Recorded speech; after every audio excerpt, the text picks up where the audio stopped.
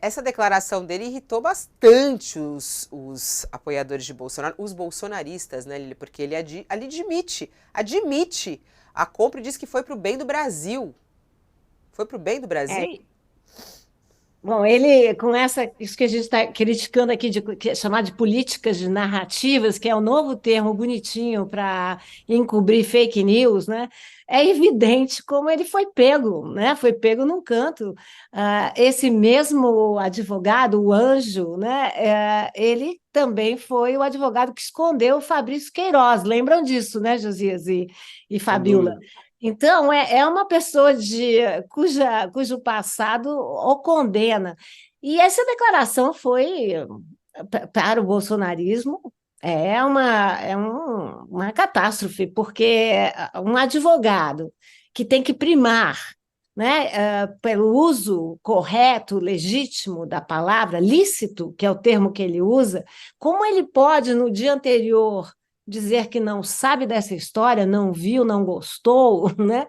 E agora, depois que seu celular é apreendido, dizer que comprou novamente, de maneira lícita, para devolver para a União e tudo mais. Ou seja, se ele comprou de volta, isso quer dizer que, de fato, o relógio foi vendido. E nós sabemos que, por determinação da União, bens acima de R$ 100 são considerados bens públicos e não privados. Então, não é possível vender nem no Brasil e tampouco no exterior um bem que é um bem da União.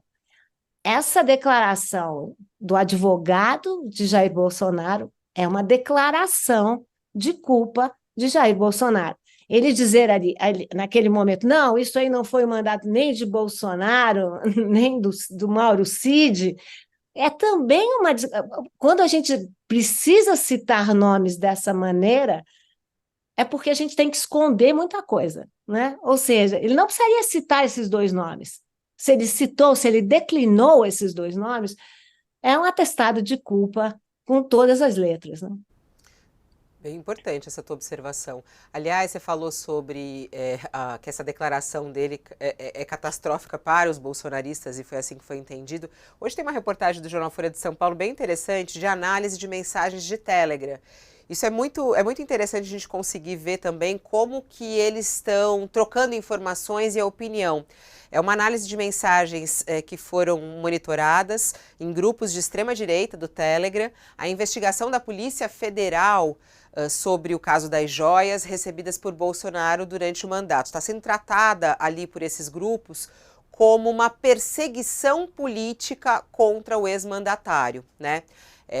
Aliás, há pouco estava também ouvindo uma entrevista do Ciro Nogueira e ele falou isso publicamente na Rádio CBN, falando exatamente disso, que é uma perseguição política, que é um exagero e que a joia foi, o relógio, por exemplo, foi recomprado porque eles não sabiam que não era para não comprar, dando a entender um pouco isso, que eles estavam cumprindo ali regras, vão tratar dessa maneira e falam que é uma perseguição, né? E dizem mais, uma das mensagens que apareceu mais vezes nos grupos analisados chama a investigação de construção de narrativas e de que a Polícia Federal de Lula e Dino está preparando uma prisão para Bolsonaro e está envolvendo o FBI na farsa.